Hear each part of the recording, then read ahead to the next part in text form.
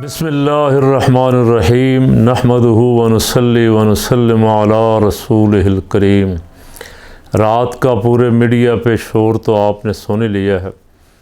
تحریک عدم اعتماد پیش کر دی گئی چودھری پرویز الہی صاحب کے خلاف، اور ادھر سے گورنر صاحب نے اعتماد کا ووٹ لینے کا لیٹر بھی لکھا ان کو کہ کل یعنی بدھ والے دن 21 تاریخ کو 4 بجے اعتماد کا ووٹ لیں، آپ اعتماد کھو چکے۔ اور اپوزیشن جماعتیں یعنی نون لیگ، پیپل پارٹی وغیرہ نے تحریک عدم اعتماد بھی اسمبلی سیکریٹریٹ میں جمع کروا دی ہے۔ رات 10 بجے ان کے انتظار میں سیکریٹری اسمبلی صاحب بیٹھے ہوئے تھے۔ اس پہ بھی بہت سارے سوالیہ نشان ہیں، بہت ساری گفتگو ہو رہی ہے کہ یہ کھیل اعتماد اور عدم اعتماد کا یہ ہے، یہاں وہ پہلے والے قومی اسمبلی میں اعتماد والے مسئلے کا تسلسل ہے، یہ بحث بھی چل رہی ہے۔ اب کیا صورت اختیار کرتا ہے یہ سلسلہ اعتماد اور عدم اعتماد؟ چودھری صاحب کدھر ہیں؟ ابھی تک شکوک و شبہات کا اظہار ہو رہا ہے، کسی کو پتہ نہیں ہے۔ چودھری شجاعت صاحب گیم کر رہے ہیں، پرویز الہی صاحب کدھر ہیں یہ کوئی پتہ نہیں۔ پرویز الہی صاحب عین ٹائم پہ آ کے کچھ نہ کچھ کریں گے، کچھ مظاہرہ کریں گے، پتہ چلے گا پھر کہ کون کیا گیم کر رہا تھا۔ لیکن اکثریت جو ہے بدقسمتی ہے چودھری صاحب، یہ ہونا نہیں چاہیے تھا کہ اکثریت، بلکہ میں کہتا ہوں کہ 90% لوگوں کو اعتماد نہیں ہے کہ آپ کیا کریں گے، پتہ نہیں۔ آپ کے ساتھیوں کو، آپ کے اتحادیوں کو، آپ کے دوستوں کو جن کے ساتھ ہیں آپ، جنہوں نے آپ کو 10 سیٹوں پہ وزارت اعلیٰ دی ہے، ان کو بھی اعتماد نہیں ہے کہ چودھری صاحب پتہ نہیں کیا کریں گے۔ اب پیچھے اس عدم اعتماد کے پیچھے گندا کھیل شروع ہو چکا ہے، خرید و فروخت والا۔ میں نے کل بھی عرض کیا تھا، خرید و فروخت کا کھیل شروع ہو گیا، اور اس کھیل کا سب سے بڑا کھلاڑی زرداری لاہور میں بیٹھا ہوا ہے۔ ملاقاتیں ہو رہی ہیں، بولیاں لگ رہی ہیں، تیاریاں ہو رہی ہیں۔ کوشش یہ ہے کسی نہ کسی طرح اس کو روکا جائے، اسمبلی نہ ٹوٹنے پائے۔ اسمبلی کی ڈیٹ بڑھائی جا رہی ہے۔ اب مجھے سمجھ نہیں آئی کہ میں نے کبھی ویسے زندگی میں ایسا نہیں دیکھا تھا کہ سیاسی جماعتیں الیکشن سے اتنی خوف زدہ ہوں جتنی یہ پی ڈی ایم کی جماعتیں۔ یہ 3.25 سال تو الیکشن کا مطالبہ کرتی رہیں، یہ دھرنے دیتی رہیں الیکشن کے لیے، یہ استعفوں کا مطالبہ کرتی رہیں، اور خود استعفے دینے کے نعرے لگاتی رہیں، فلاں تاریخ کو منہ پہ مار کے آئیں گے۔ لیکن بدقسمتی سے ان کے کہنے پہ ان کے ممبروں نے استعفے دینے سے انکار کر دیا، ان کی ہوا نکل گئی۔ مریم بڑے نعرے لگاتی تھے روز، ہم استعفے منہ پہ مار کے آئیں گے، اور ادھر سے باقی جو اس کے ساتھی تھے فضل الرحمان صاحب تو کہتے تھے یہ اسمبلی حرام ہے، یہ اسمبلی ناجائز ہے۔ میں نے ویسے 2-3 دفعہ یاد تو دلایا، مولانا ناجائز اسمبلی پہ آپ پہلے تو صرف ممبریاں لے کے بیٹھے ہوئے تھے خان کے دور میں، اب وزارتیں لے کے بیٹھے ہوئے ہیں۔ اور کیا ناجائز اسمبلیوں سے آنے والی انکم، تنخواہ اور ان وزارتوں کے جتنے بینیفٹس ہیں اور جتنے کمیشن ہیں سڑکوں کے، مواصلات کے، وہ سب، اور حج اور اوقاف کے، وہ سب حلال ہیں؟ لیکن اس کا جواب مجھے دیا نہیں دوستوں نے۔ کبھی کبھی کو ملتے ہیں تو پیار محبت والا شکوہ ضرور کرتے ہیں کہ آپ حضرت صاحب آج کل کیا کر رہے ہیں۔ تو میں تو سوال ہی کر رہا ہوں، پوچھتا ہی ہوں کہ جو چیز 3.25 سال حرام تھی وہ حلال کیسے ہوئی؟ مولانا یہ فارمولہ قوم کو بھی بتا دیں تاکہ کم از کم لوگوں کو بھی حرام کو حلال کرنے کا طریقہ آ جائے جو مولانا کے پاس ہے۔ اور آج کل وہ کہتے ہیں کہ ہم چھوڑیں گے نہیں، پہلے کہتے تھے آج چھوڑو، کل چھوڑو، ہم 1 منٹ میں تیار ہیں، اس کے لیے جانے کے لیے تیار نہیں ہیں، اب وہ اس کو چھوڑنے کے لیے تیار نہیں ہیں۔ بہرحال بدقسمتی ہے کہ سیاسی جماعتیں الیکشن سے بھاگ رہی، ملک کا بھٹا بیٹھ رہا ہے، مہنگائی روز بروز عروج پہ ہے، پیسہ تنخواہیں دینے کے لیے پاس نہیں ہے، کہیں سے ملنے کی امید نہیں ہے، IMF بھی جواب دے گئی، اسحاق ڈار صاحب بھی فیل ہو گئے، مفتاح اسماعیل صاحب ان پہ الزام لگا رہے ہیں لیکن چھوڑنے کے لیے تیار نہیں۔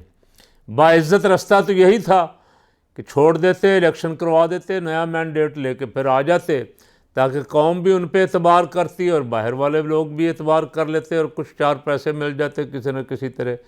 اور باہر بیٹھے ہوئے پاکستانی جو ہیں بیچارے، اوورسیز پاکستانی، ان کو بھی ناراض کر لیا، ان کا ووٹ کا ختم کر کے، ای ایم ای مشین ختم کر کے ان کو ناراض کر لیا۔ ان کو راضی کر لیتے، 30-31 ارب ڈالر روپیہ وہ بھیج رہے تھے سالانہ، 30-31 ارب ڈالر بھیج رہے تھے۔ ٹیکسٹائل ملیں اپنی بند کر لیں، لوگوں کو بے روزگاری، لیکن چھوڑنے کے لیے تیار نہیں، چاہتے ہیں ہم ملک چلے نہ چلے ہم اسی طرح چلتے رہیں۔ بہرحال اس کے لیے دعا کی جا سکتی ہے کہ یہ جو نیا بحران کھڑا ہو گیا ہے، اللہ کرے کوئی خیر برآمد ہو، اللہ تعالیٰ اس ملک کا بھلا کرے، اس ملک کے اداروں کا بھلا کرے، اب بہتری ہو، کوئی نہ کوئی ملک کا نقصان نہ کہیں ہو جائے۔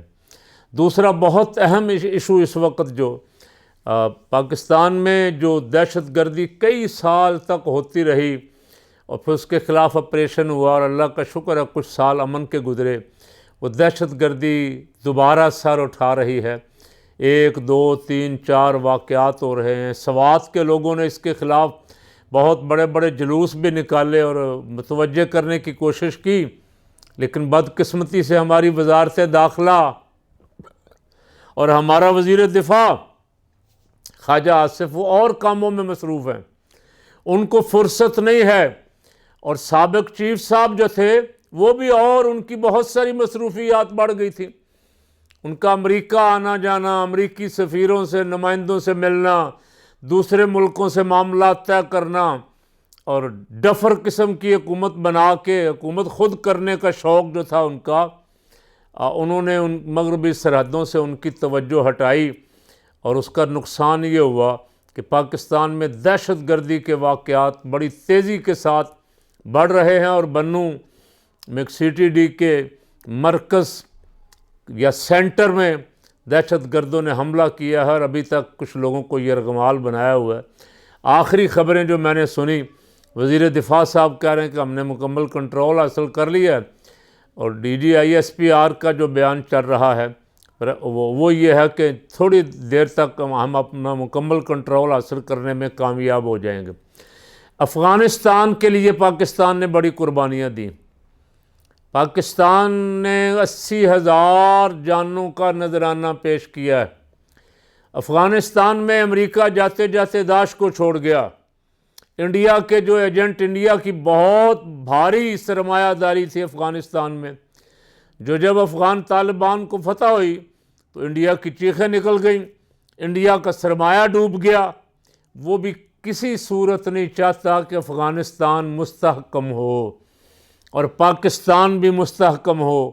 انڈیا کے ایجنٹ بھی وہاں بیٹھے ہوئے ہیں، اور امریکہ کے بٹھائے ہوئے داعش کے دہشت گرد بھی وہاں بیٹھے ہوئے ہیں، جو دونوں ملکوں کے تعلقات خراب کرنے کے لیے آئے دن کوئی نہ کوئی ہنگامہ کرتے ہیں، کبھی چمن بارڈر پہ اور کبھی ادھر اندر آ کے مختلف شہروں میں۔ دونوں حکومتوں کو چاہیے، اسی لیے میں نے اس دن کہا تھا، شاید کچھ لوگوں کو میری بات سمجھ نہیں آئی، کہ بلاول بھٹو زرداری صاحب سیر سپاٹے پہ ہیں، اور یہاں افغان طالبان سے مذاکرات کرنے کے لیے بھیجا گیا ہنا ربانی کھر کو، جو ایک مذاق سے کم نہیں تھا۔ یعنی ہماری وزارت خارجہ نے اسے سیریس نہیں لیا، اتنا بڑا مسئلہ ہے۔ پاکستان کے افغانستان کے ساتھ تعلقات بہت اچھے ہیں، کوئی شک نہیں، پاکستان نے ان کی بہت مدد کی امریکہ کو وہاں سے نکالنے میں، مذاکرات میں جنرل فیض حمید کا بہت بڑا کردار ہے، ہماری آرمی کا بہت بڑا کردار ہے، آئی ایس آئی کا بہت بڑا کردار ہے افغانستان میں طالبان کی فتح میں۔ اس کا بدلہ لیا جا رہا ہے، اور بدلہ لینے والے دشمن سارے اکٹھے ہو گئے ہیں وہاں، اور کوشش ہو رہی ہے افغانستان اور پاکستان کے درمیان غلط فہمیاں پیدا کی جائیں، اس طرح کے واقعات کروائے اوروں سے جا رہے، کر ہمارے دشمن رہے ہیں، جو افغانستان کے بھی دشمن ہیں، پاکستان کے بھی دشمن ہیں، ان سے یہ کام کروا کے دونوں ملکوں کے درمیان غلط فہمیاں پیدا کرنے کی کوشش ہو رہی ہے، لڑوانے کی کوشش ہو رہی ہے، اور موقع تلاش کیا جا رہا ہے کہ ہمیں پھر ایک دفعہ مداخلت کا موقع مل جائے، ہماری وزارت خارجہ کے ذمہ داران کو چاہیے کہ فوری طور پہ اس پہ توجہ دیں، ان کے ساتھ سنجیدہ مذاکرات کریں، اور جہاں جہاں پرابلم ہے ان کو بتائیں، وہ ان کو بتائیں، اور جو مشترکہ دشمن ہے دونوں ملکوں کا اور اسلام کا مشترکہ دشمن، عالم اسلام کا مشترکہ دشمن، اسے کیفر کردار تک پہنچائیں۔ دونوں ملکوں کے درمیان غلط فہمیاں اور اس طرح کے واقعات جو ہیں، جو بھی کر رہا ہے افغانستان کے نام پہ، قابل مذمت ہے۔ افغانوں سے، افغان طالبان سے کسی صورت بھی یہ توقع نہیں کی جا سکتی کہ یہ ان کی مرضی سے ہو رہا ہو۔ میں نے عرض کیا کہ دشمن بیٹھے ہوئے ہیں، غلط فہمیاں پھیلانے کی کوشش کر رہے ہیں، ان کا سر اٹھانے سے پہلے کلا کما کر دینا چاہیے۔ اس میں کسی صورت بھی سستی کی گنجائش نہیں ہے، اور ہمارے اداروں کو جو سارے کے سارے اعتماد اور عدم اعتماد میں مصروف ہیں، توجہ اپنے دفاع کی طرف دینے کی ضرورت ہے۔ یہ کام گندی سیاست کا چور سیاستدانوں پہ چھوڑ دیں، ان سے عوام انشاءاللہ نپٹ لیں گے، یہ زیادہ دن چل نہیں سکیں گے۔ اللہ رب العالمین پاکستان کی حفاظت فرمائے۔